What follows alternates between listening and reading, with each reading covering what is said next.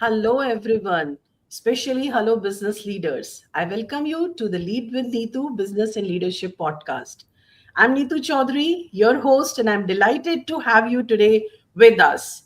Today, we have a very special guest, and I heard his one of the keynotes, and I loved it. And that's after that, I was behind him to bring him on this podcast for our discussion. So finally, we managed this time. And let me introduce you to our very special guest today, Dr. Bhaskar Dasgupta. He is principal of the Sun Foundation, an ADGM based single family office in Abu Dhabi, a highly sought after independent chairman, one non-executive director, advisor across banking, markets, crypto, asset management, healthcare, and technology. So you can think of any part of the business, he is an expert in that one. He currently chairs and advises a range of globally regulated firms and platforms and works closely with family businesses in UAE, India, UK, and across the globe on deploying capital into funds, real estate, and startups. Dr. Bhasker is a key ecosystem voice in this region. He serves as chairman of the Middle East Stablecoin Association, the secretary of Middle East Investment Management Association, and teaches and sits on advisory board at universities in UK, UAE, and India.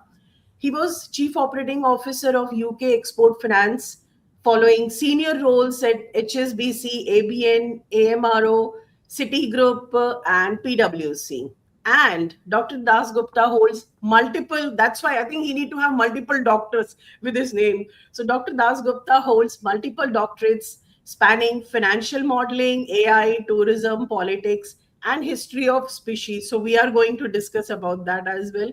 And that brings a unique interdisciplinary lens to how capital, risk, and culture intersect in business. So let me welcome Dr. Das Gupta. Thank you so much for giving your time today. Thank you very much for inviting me. I was going through your profile and I saw that there is a chief mischief officer. So I was very curious about it. And can you please elaborate that what it is? Well, I'm kind of semi-retired. I don't have a job, but it's too early for me to be thoroughly retired. Um, so my job is to have fun, and Wow. what better way to express that than by saying I'm a chief mischief officer. I go and do mischief and basically have fun. So that's what it means. Wow. And It's that not stands out actually. it's just not breaking things, but I do mischief. I like to have fun, make people smile, but hopefully also think a bit onto what's happening in the world or with strategy. There you go. That's great. And if somebody doesn't know, like they have not heard your this big introduction and your wealth of knowledge, so how would you introduce yourself in one or two line? Like, who is Dr. Das Gupta? So I just say I'm semi-retired, and I help build businesses. So those are a couple of main things. Other than that, I love to study, and I love to talk. I mean, that's what retired people do. They love to talk. They love to bore people. Happy days. No, I would disagree on this one. And I want to tell our audience, if you get opportunity, please listen to his keynotes if anywhere because he speaks a lot and follow him on LinkedIn. That's what I was going through. And like I was seeing all his posts, brilliant work. Like if you're not reading it, you're missing out on some very important information. Thank So, you. yeah. Dr. Bhaskar, you sit on and chair multiple boards based on your experience. What are the top three things you look before joining any board for a company? So look, as a ex-regulator, well, let me take a step back. You see, at this moment, the only thing I have is my reputation. Hmm. That's the only thing I need to protect. Everything else is fine. I can live without it. So first and foremost, view of whether or not I should be associated with a company is is it going to impact my reputation? And it is important to me, um, because this is a hygiene factor. As an ex-regulator, ex-banker, ex-civil Yeah, servant, and still a relatively long sort of journey ahead of me. If my reputation is ruined, everything else is ruined. that's So, right.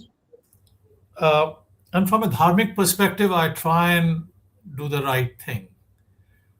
Is it a good and kind company to work in? I mean, you won't find this in a scale, but these are some of the things that I think about in the first instance. The second, as an ex-regulator, I like to see the audit reports. I like to see the annual reports. I like to see the turnover of senior staff or directors. So that's a control function. The third thing that I see is, and it depends upon what role I'm going to be doing. If I'm going to be doing the chair role, then I want to sit down and understand the CEO. Uh, I need to work very closely with that person.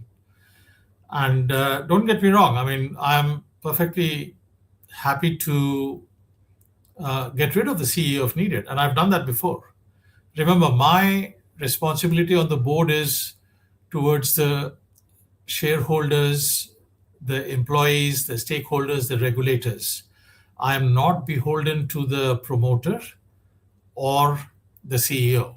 So, but the CEO is a very important person for me to know. I also need to then understand whether or not I believe in the business model. A couple of other factors come in. Um, I'm usually an operator investor. I would go in and invest, and it doesn't necessarily just mean money. I will invest my time as well. I'm an old man. I'm extremely parsimonious with my time. So I want to make sure that the time I invest is I'm investing for a good purpose. So these are some of the things that I look at. The final thing I see is I have a fairly extensive network, and the question I ask myself is, am I going to add value or not? If not, then what's the fun? Nah. Yeah. Thank you. That's great. That's great. And the other day I was having some discussion, and human factor plays such an important role. Like we look at as you mentioned, that you look at the audit report, annual report, as well as the turnaround of the senior professionals, senior leaders, those who are in the business, and what is the rapport between the board and the CEO. So human factor definitely plays role, especially in the age of AI, when everything is like automated. Still, the human factor will be the most predominant factor to take decisions. Yeah, the human dynamics are always there. Absolutely. Absolutely.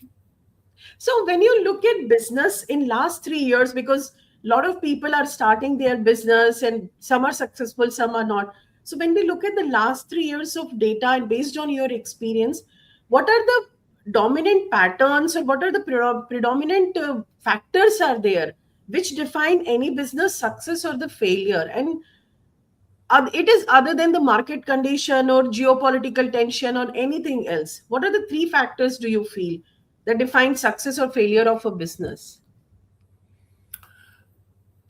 So that's a good question that you have asked. I think the first thing is, in Hindi, they say, "Funde clear hai ki nahi hai?" Are they clear about their strategy? uh, Right? The strategy will change. Don't get me wrong. Strategy will definitely change. But are you clear about your yeah, strategy? If you keep on chopping and changing it, then it's not a good sign, right? Uh, I yeah, define that I as the love this. Columbus syndrome. The Columbus syndrome is, you start off not knowing where you're going. On reaching, you don't know where you are. You come back and you don't know where you have been. And you bring back things that were totally wrong, like tobacco and potatoes and stuff like that, and you do it on somebody else's money. Hmm. So if you're not clear about your journey, then you're not going to be successful. But if you are clear about your journey, where you are, what you want to do, where you want to reach, and it will change. But you need to know.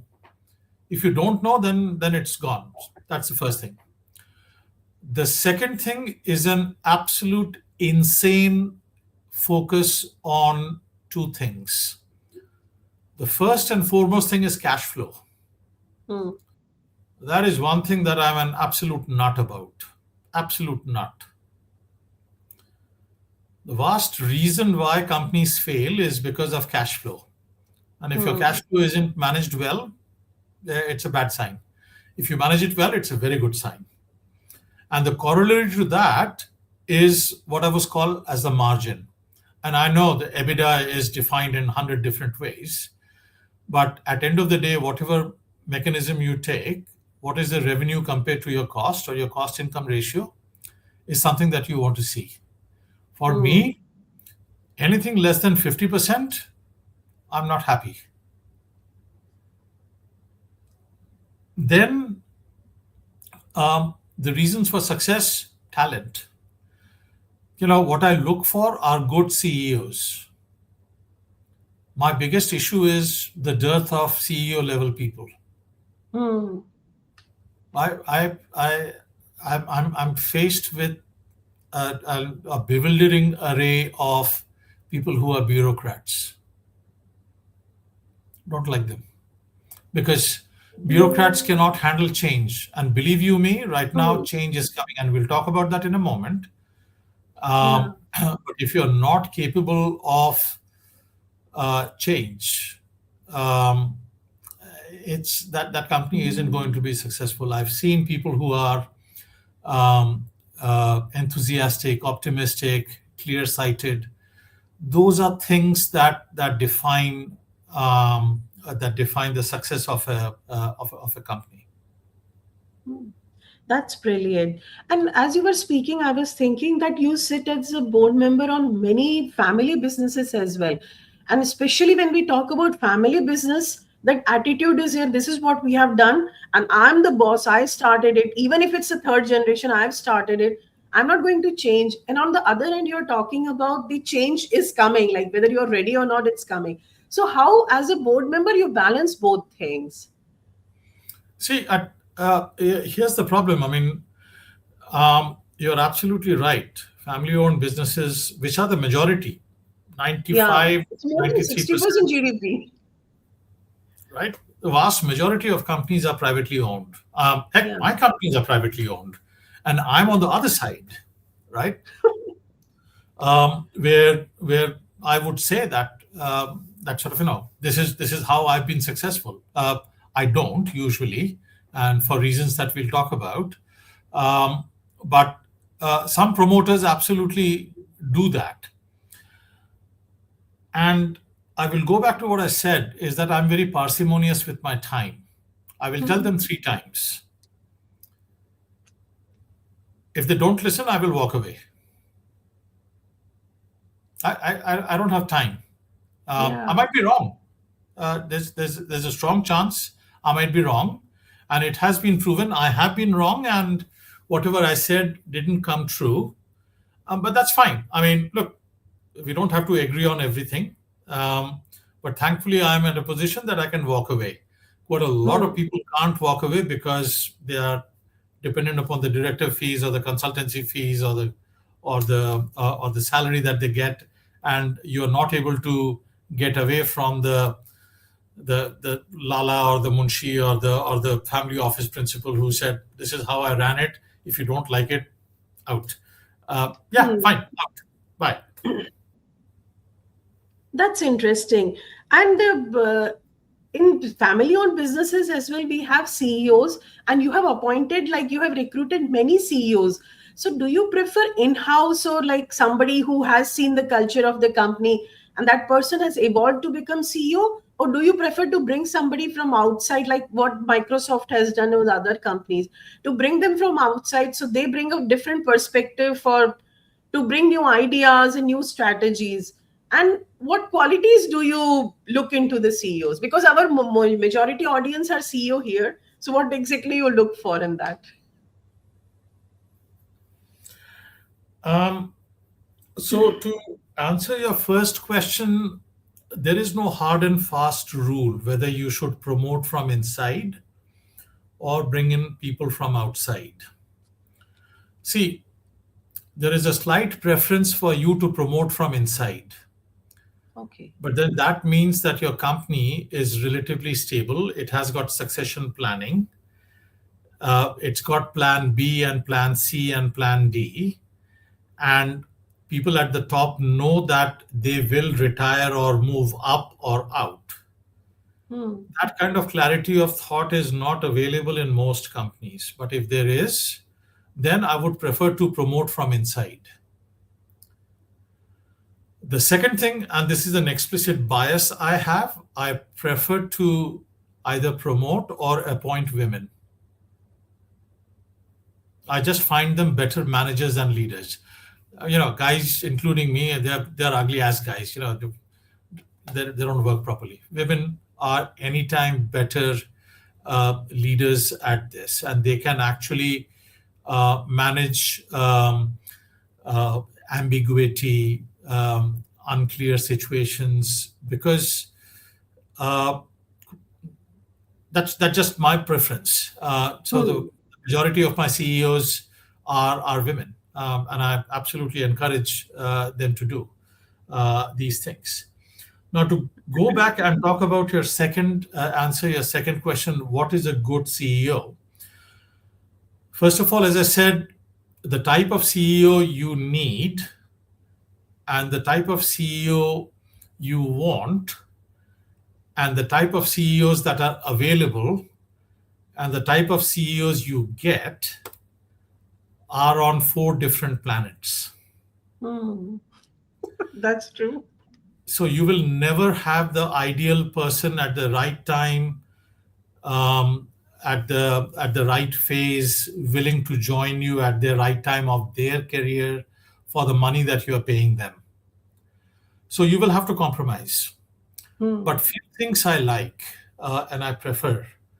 One is um, I like people who are optimistically paranoid. I love this. Yeah. The second thing is please be interesting. Hmm. The third thing is I love people who are good risk managers, Hmm.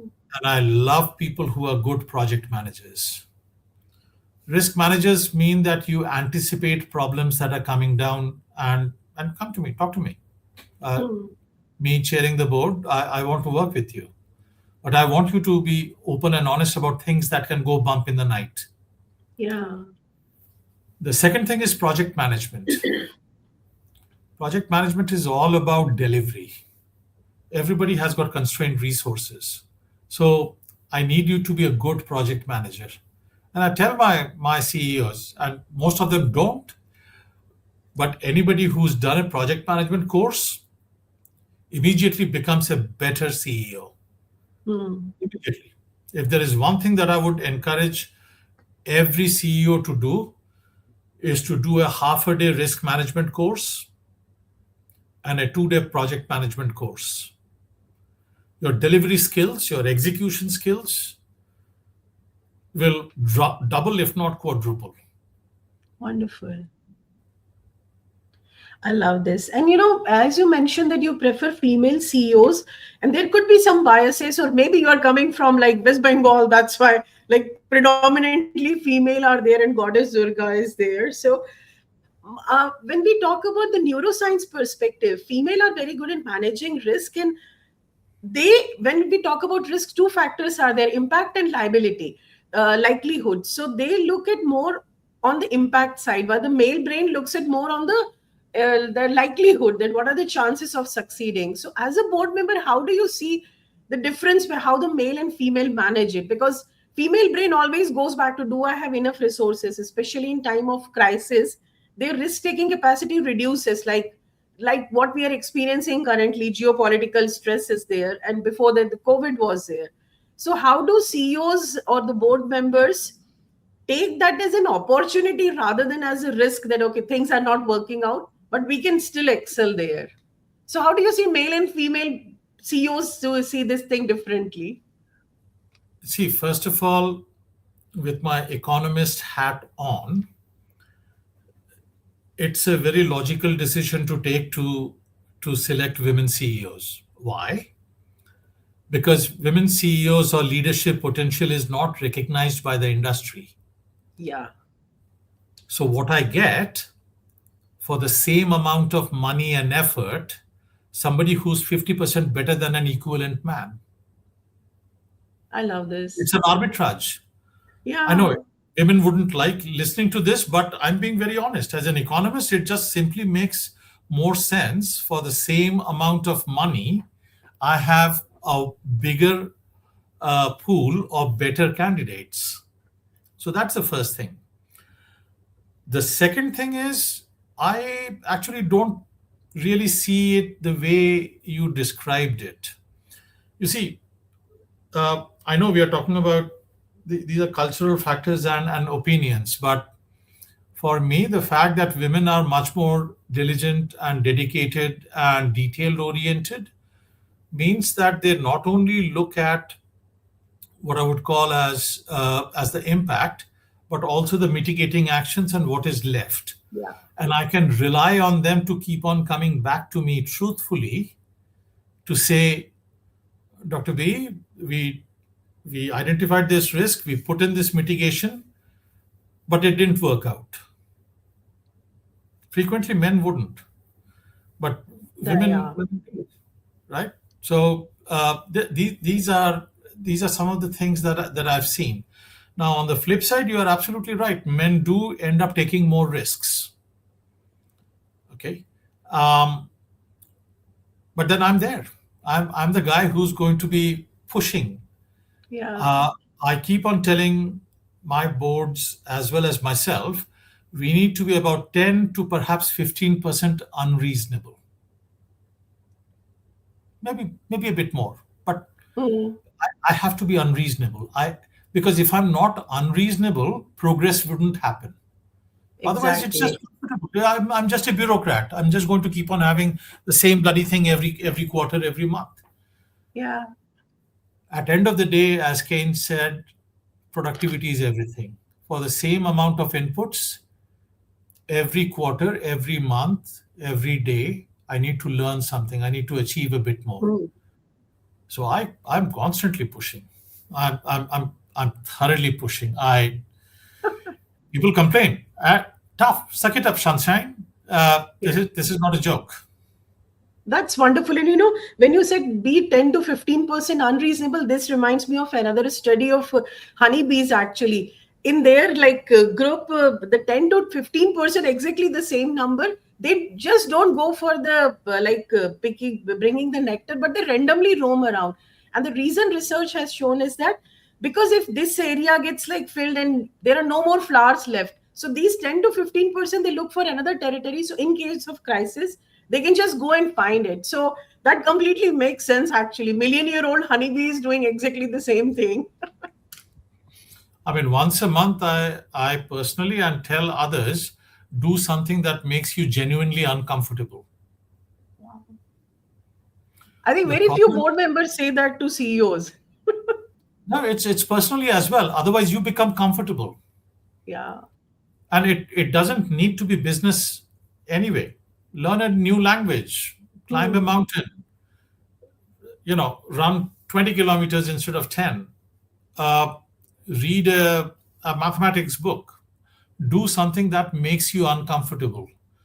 Your Yeah, biggest issue is yourself, not others. that's right. The other day I was reading a book, and in that the quote was there. I forgot the book name. The quote was that you have to get out of your way. Actually, you are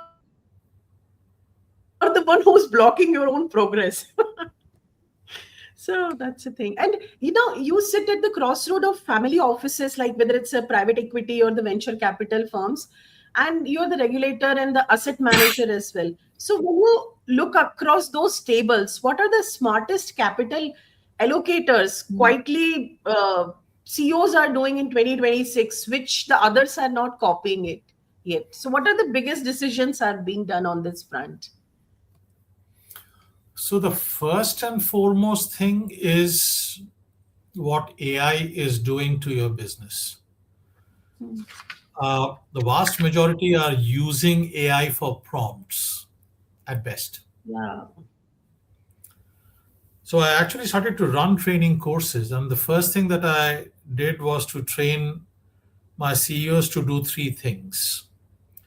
The first thing was, in your company, everybody should be using AI. The second thing, which is a 3 month time frame, is that one substantial process should be totally re-engineered. Something should be re-engineered bottoms up. It could be sales, it could be production, it could be inventory, it could be marketing, it could be business development, it could be service management. I don't give a toss. Choose one process and totally re-engineer it using AI. And then within 6 months, I want you to come in and disrupt your own business model. Now, that could be your own business model, or you go and invest in some other company, or you form a joint venture where the thing that you are doing is completely reimagined. So, to go back to what you were talking about or you asked, vast majority are still at the prompting stage. Hmm. Some people, maybe 10 to 20% of companies, are at the re-engineering or process stage. One, possibly 5% are at the change in the business models phase. So that's one way of looking at it. The Hmm. second way of looking at it right now is that the geopolitical risks and macroeconomic risks have gone through the roof. So the question that comes up is that what is your cash position? People are not focusing on their cash flow. That worries me. It's not today's cash flow. I'm talking about tomorrow's cash flow. People are not anticipating what your cash flow is going to be. That seriously worries me, and I'm going to explain why. The reason why is that in the medium term, demand, according to current business models, is vanishing. Investors are sitting on cash. Warren Buffett has got the largest cash pile ever. Why? Have a think about it. Why does he think it's good for him to have literally billions of dollars stuck in a money market fund? Then there is the second order effects. Because of the macroeconomic reasons or the geopolitical reasons, consumer spending is starting to slow down. Investment is starting to slow down, which basically means cash flow is going to get impacted. So, what are you going to do? I don't see, people are not seeing that. And this is what I absolutely am a pain in the backside of all my companies. Where is your cash flow going in 6 months' time or 12 months' time? And it's those CEOs who are paranoid, those who are optimistic but paranoid, they are thinking things through. What can Hmm. happen? What will happen? How much am I going to hit? So, to summarize your answer, first thing is AI impact, and second is the way business models are going to operate is changing. So, not many people have pivoted to that.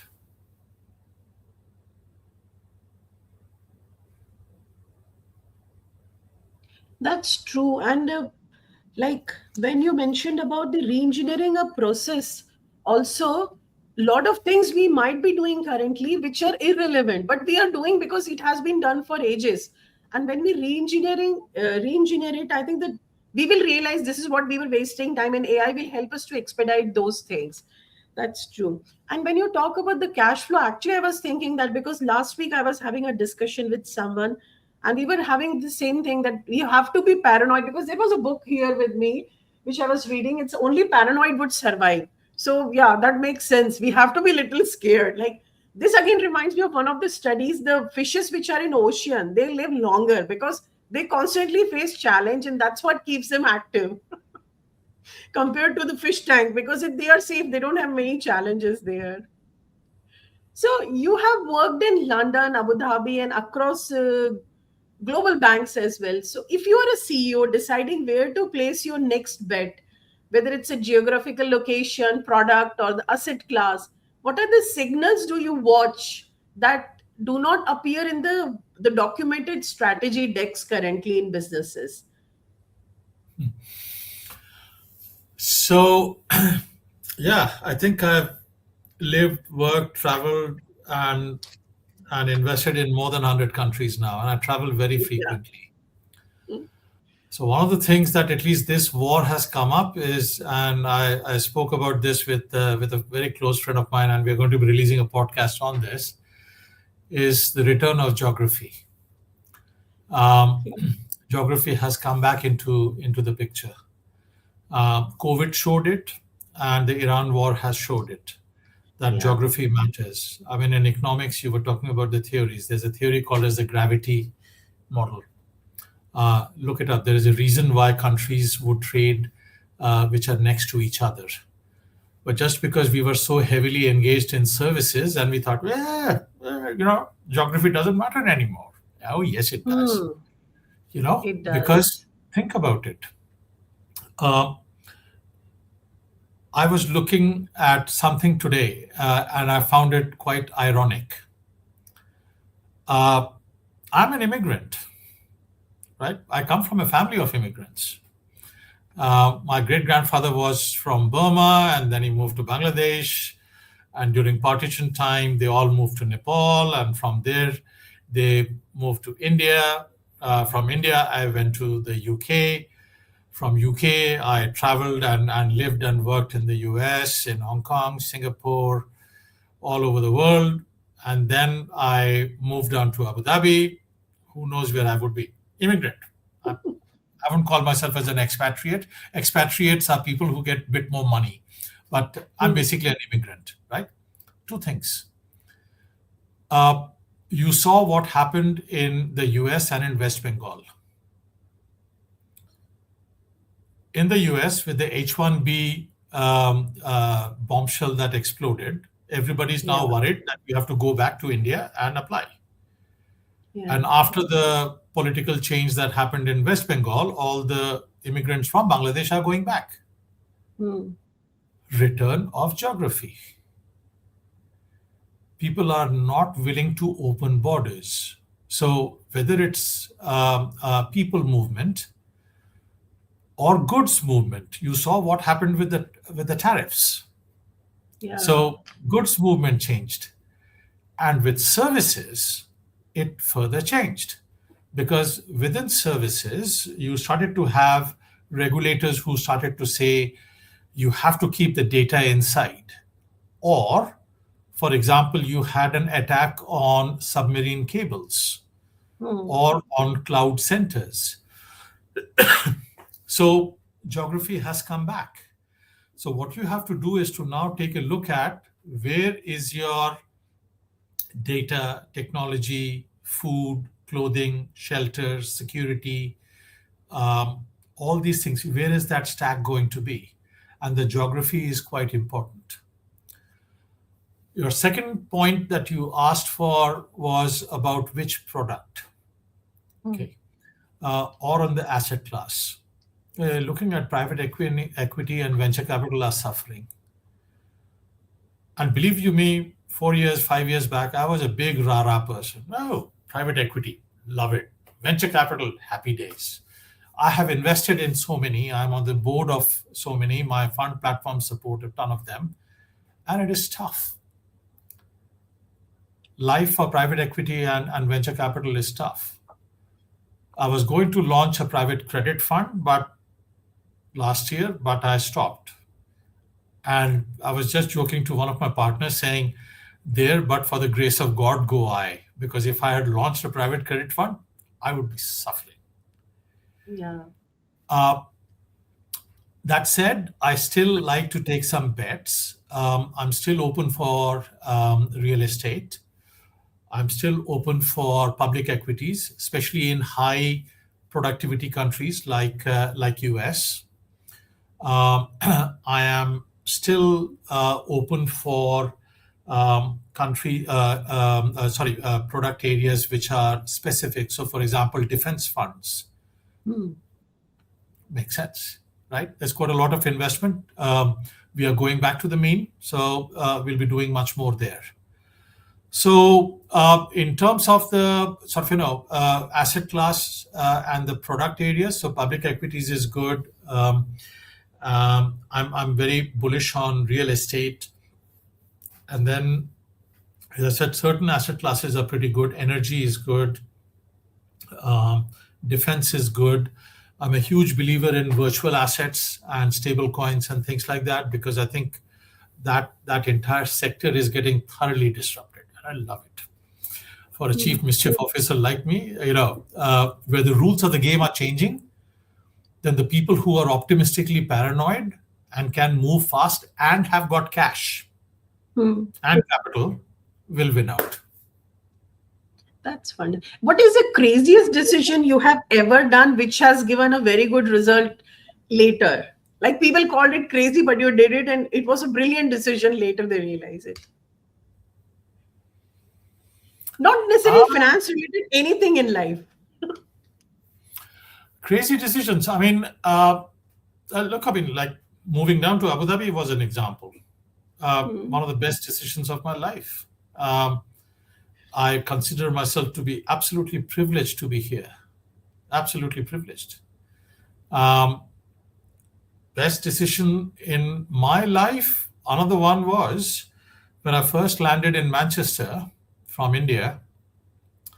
One of my Indian friends said, uh, Bhaskar, one of the issues that immigrants or expatriates or students do is when they land in another country, they tend to stick with their own. So Hmm. for every one Indian that you meet, make sure you have got 4 to 5 non-Indian friends. Hmm. That gave me quite a lot of benefits. Other decisions, for a long period of time, I used to cut my own hair. Okay. I bought a trimmer, and I would Hmm. just go bzz, bzz, bzz, bzz, bzz, and just make sure that I catch my mother or my wife or my daughter when they are in a good mood. Okay, Yeah. it is very important that you catch them in a good mood. If they're in a bad mood, they will cut you.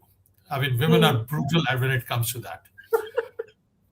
In terms of pure percentage return, if you assume that each haircut costs, let's say, $25, my best investment was investing in that $20 trimmer.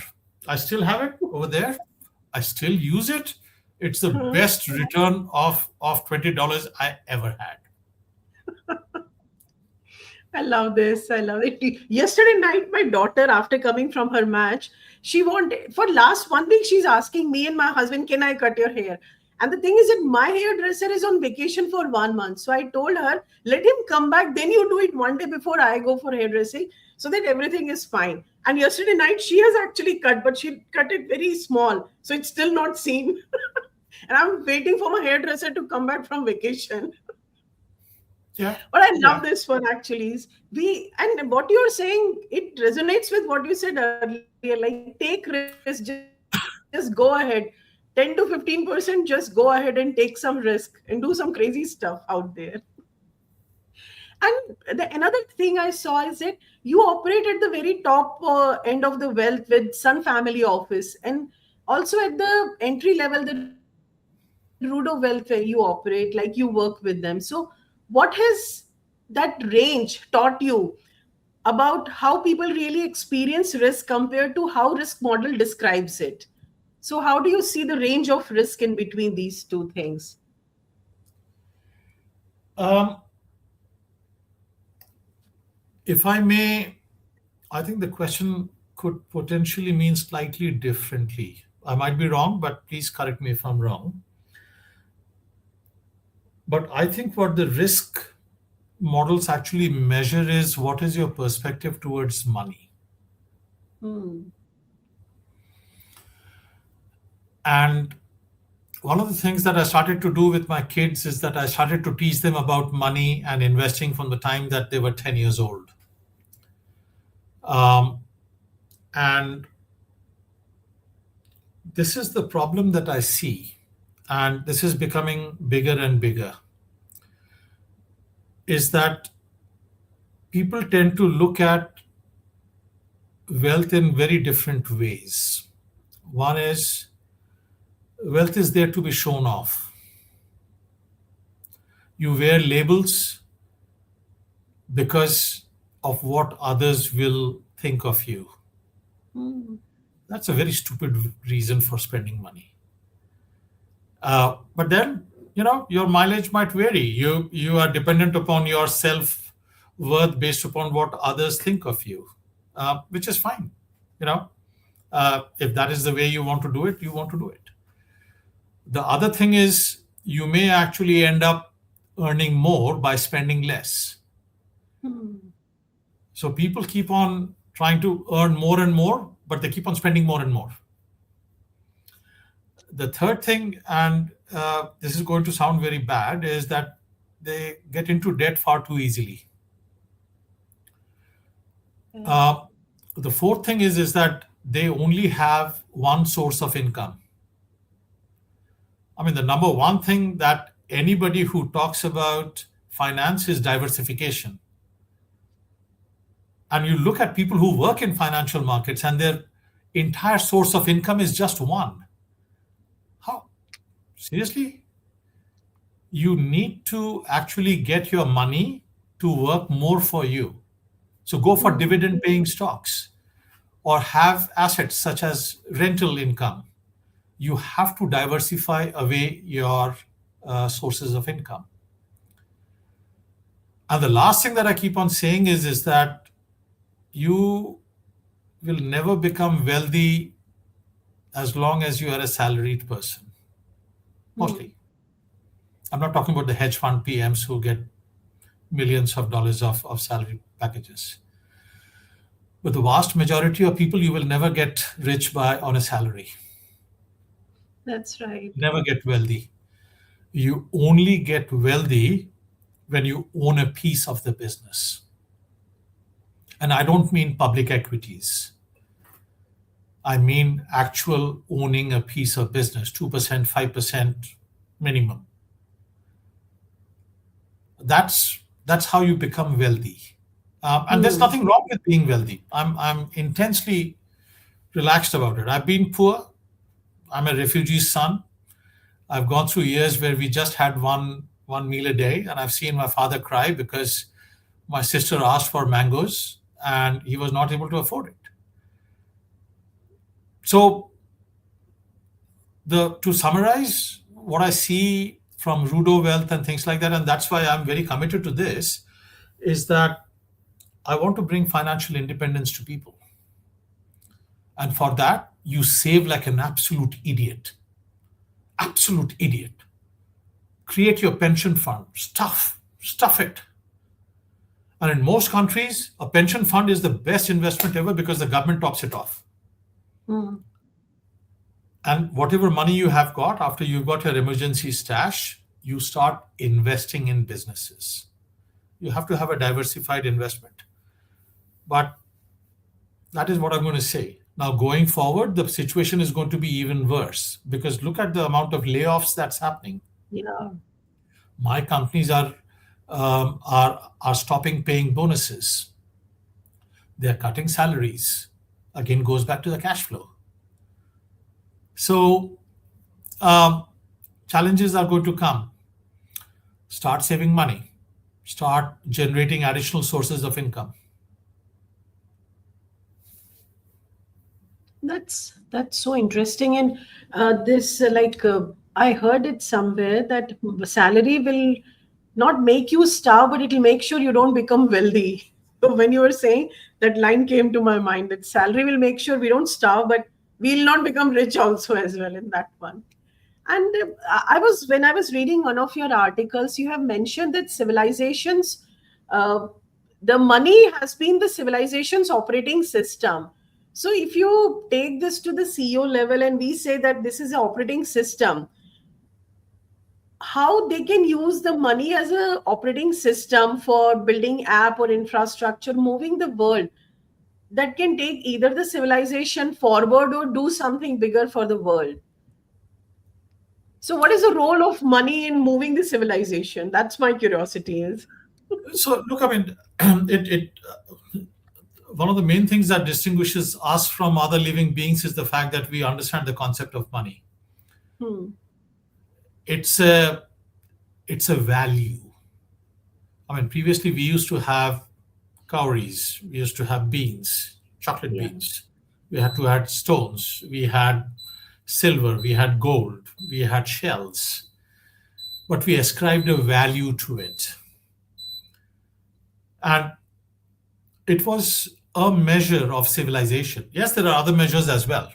Don't get me wrong, paintings or longevity or health, Hmm. or the fact that we would start caring for people. I mean, like one of the good things is was a question that was asked to one of the anthropologists was, at which point in time did a human being get civilized?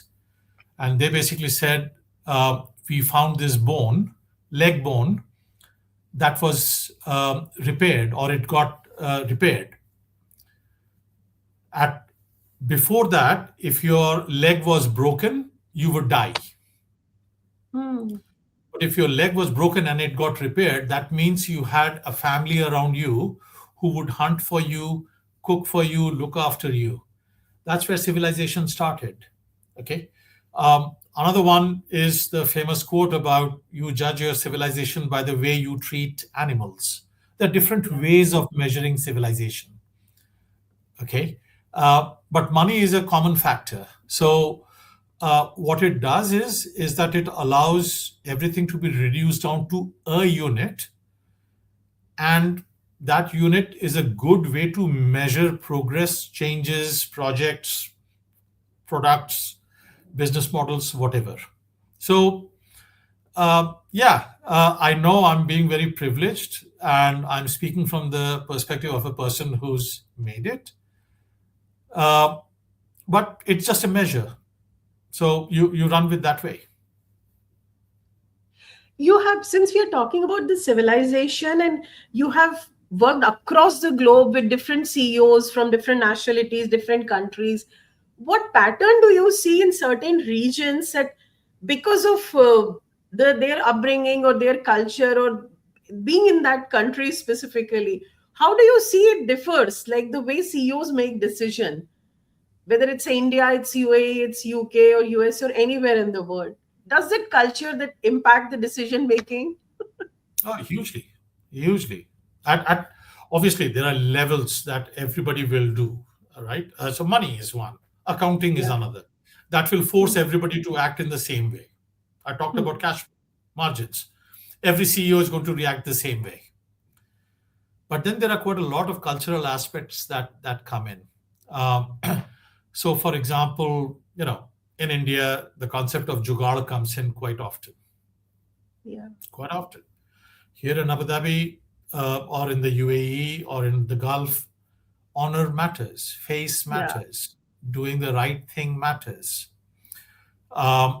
In Europe, sort of environmental conditions matter quite a lot. In US, productivity matters, and they are much more comfortable with failure, that quite a lot of other countries don't and could learn from. There's also, for example, philanthropy or CSR, or Hmm. charity. Um, in certain countries like UK or US, everybody does charity. They don't Hmm. actually have to put a a target like what we have seen in certain countries. You have to spend 1% of your revenues on charity.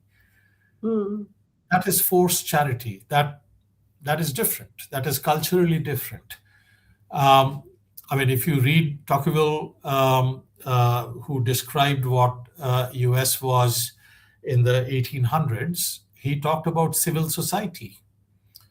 In so many countries, civil society doesn't get engaged. So these are societies who, societies or groups who actually do things.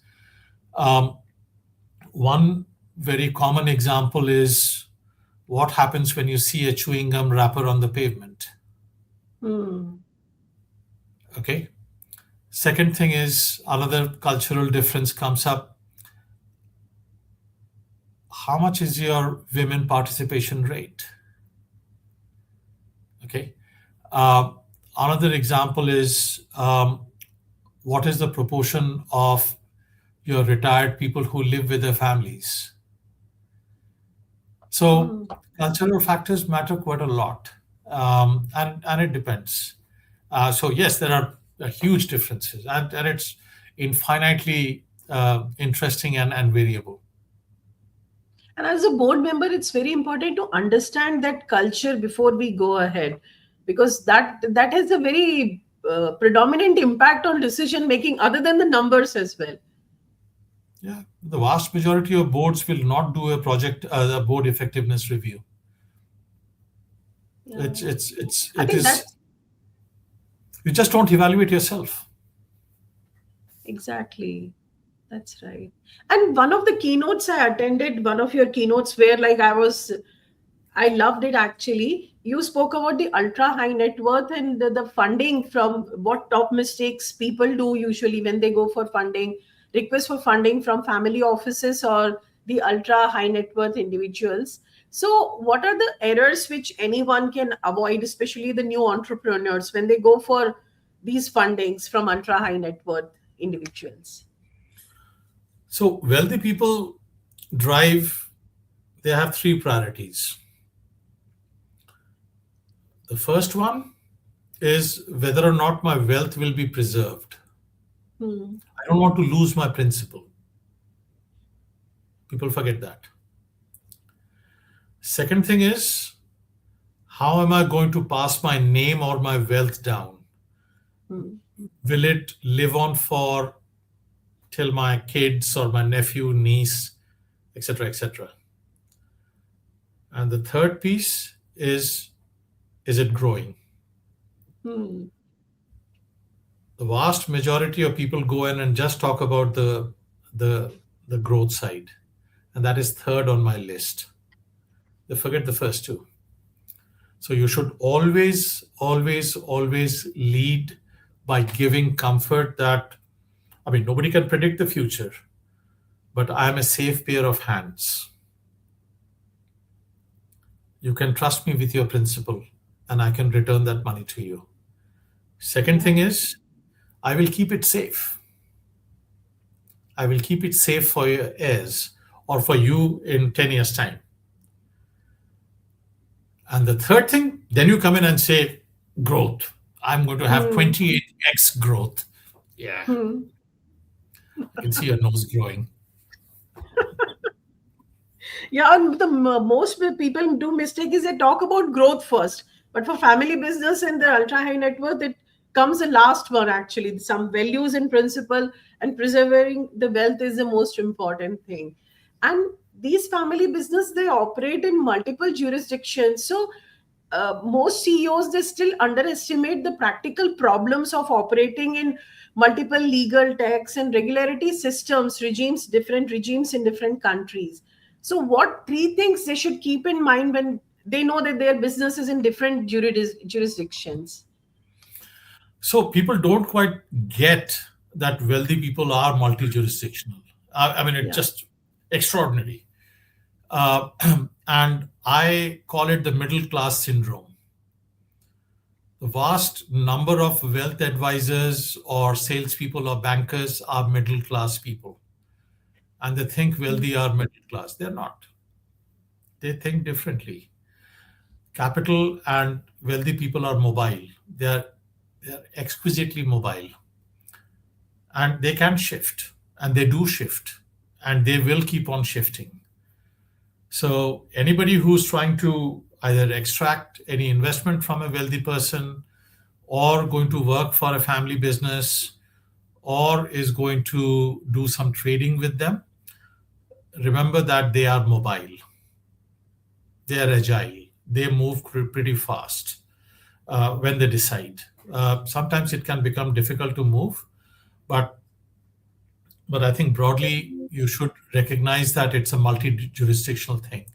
So where the Hmm. principal is meeting you, where their homes are, where their companies are, where their family office is incorporated, where their bank accounts are, where their wealth is booked, where their bank is there, where they are getting credit, which countries they are investing in, can be all different.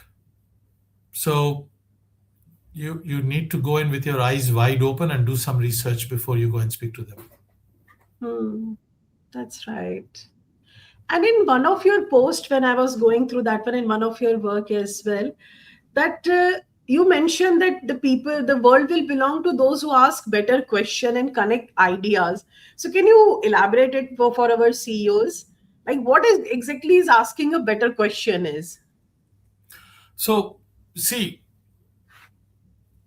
we over the last thousands of years determined intelligence as a way of human intelligence as a way of taking in information, retaining it, and applying it. That's how most of the educational systems are. That's how most of the corporate careers were.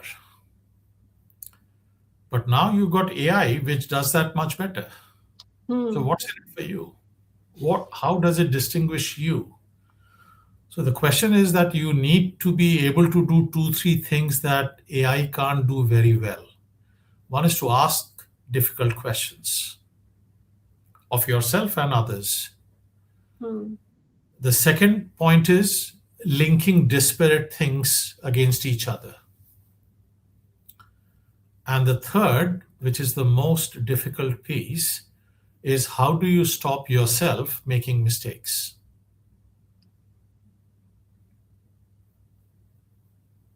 Yeah, these are the three things people have to learn or relearn. Hmm.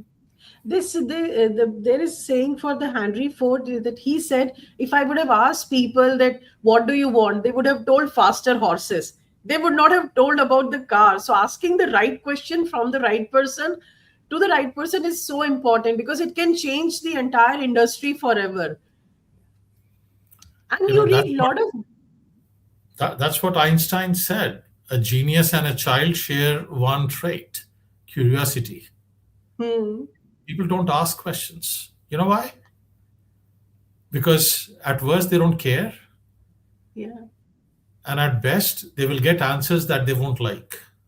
yes, that's right. And I You want to need say to our audience how I got connected to Dr. Bhaskar Dasgupta is that I heard I was listening to his keynote and I loved it. And the way when he was going out, I immediately ran to him and I spoke to him and we discussed that yes, I would like to invite you. So take your chances, go ahead, ask question. You never know what will happen next. If I would not have asked you that day, we would not have got connected like this. absolutely. Yeah. And you read lot of books. So what are the top three recommendations for CEO for next coming 5 years, which will take them forward, not learning only from the past?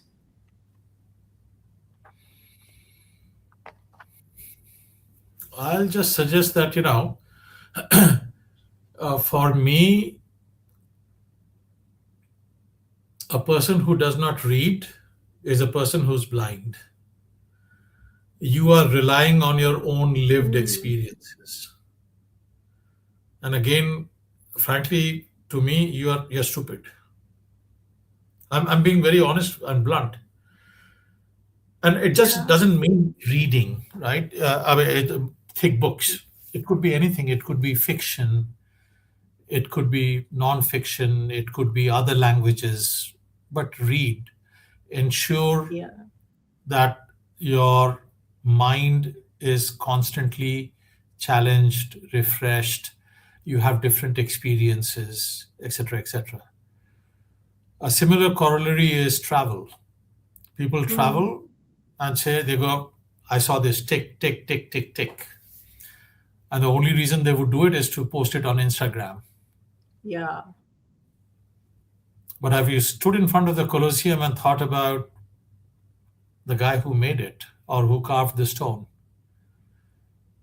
Or if you're there in front of the, you know, um, Cad's sandwich shop in Queens, where the famous Harry Met Sally scene was shot, Yeah. people would go there. But think about the food experience, the making of it. Why is that brand so strong? So unpack it a bit more. Do not just go for the photo, upload, click, finish. Unpack it, because to be honest with you, AI will do that much better. It does it much better. How are you as a CEO going to be better? You need to ask Hmm. those difficult questions. You need to unpack things, look at things from different angles. That's why I'm a very, very strong believer in reading and reading books, because Hmm. it guards against you and your experience and your knowledge becoming obsolescent. That's wonderful. And I would like to show you my library. See this one. I love reading. Like every time my husband goes anywhere, I order it from there, that country. And the best part is that my daughter, when she was young, she used to read. But now she has her own library, and we both are super possessive for our books. So we have unwritten agreement. You can read my books, but you have to put it exactly the same place. And she also yesterday, she was talking to her friend, and I heard she saying, you can read my book in my room, but I'll not give my book to you because I'm very possessive for my books. So I think that's once you start falling in love with reading book, it's an addiction. You cannot stop that one. Like some books, I remember one of my friends gifted from Saudi. I finished it in 2 days. I just couldn't stop. I was reading continuously for like 2 days and I finished that one. So yeah, that's there. That love, I can totally understand when you are saying that. And it's altogether a different world out there. And you love food, actually. That's what I was when I was going through your profile. I love food. So how do you feel, as you mentioned right now, that traveling, eating different food helps us to understand the world better and make better decision? So how do you see eating different food, trying different cuisines helps us to, especially in business, helps us to take better decisions? So this is a rule that I keep on quoting, and you may have heard me say Yeah. this. But a meeting without food should be an email. At end of the day, Yes. we are human beings. We are doing Hmm. business. We want to trust each other. We want to talk to each other. And food is a great way. You are, you know, uh, you are doing Annadatta. You are Annapurna. You're talking about food, the food gods. Hmm. The hearth, the kitchen was considered to be the most important room. Food is the reason why we have the civilization that we have got.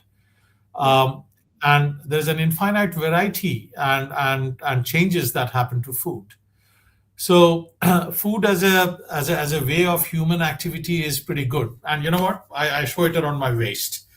Um, and I'll give you an example. You were talking about surveys.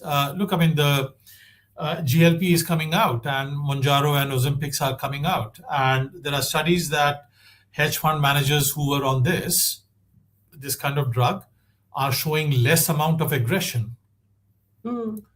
So food is something that changes and drives culture. If you read Brodel's magisterial book of the history of civilization, his Hmm. first volume, um, he describes history on the basis of food. And that's an amazing way of actually looking at human beings. Show me what you eat, and I'll show you what you are. So yeah, it's a very interesting way of looking at things. And then again, I'm retired, so I can post about food left, right, and center on LinkedIn and social media, and I don't have to give a toss. People who are salaried, they have to worry about, oh, I can't post about this. Yeah. Okay. That goes back to your first question. I'm a chief mischief officer. I have fun. Yes. That's great. Thank you so much, Dr. Dasgupta. It was super lovely conversation. And before we leave, any message for our CEOs today from your wealth of knowledge? Um, I'll go back and talk about what I said.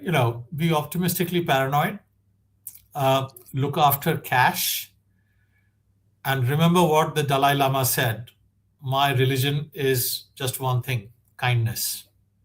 Hmm. Have fun. Be happy. Thank you so much. Thank you so much, Dr. Dasgupta. I love this conversation. And I was making a lot of 3 pages filled. I was making a lot of notes as well. Thank you so much for your time. And Thank you. stay Thank you tuned. for We are inviting going me. to have, yes, sorry, you were saying something. Oh, I just said thank you very much for inviting me. Thank you. Thank you. And to our lovely audience, thank you so much for staying with us. And I'll share this post and this lot of reels I'll be sharing with you. And stay tuned, subscribe for more such conversation from experts. Thank you. Thank you, Dr. Dasgupta. Thank you.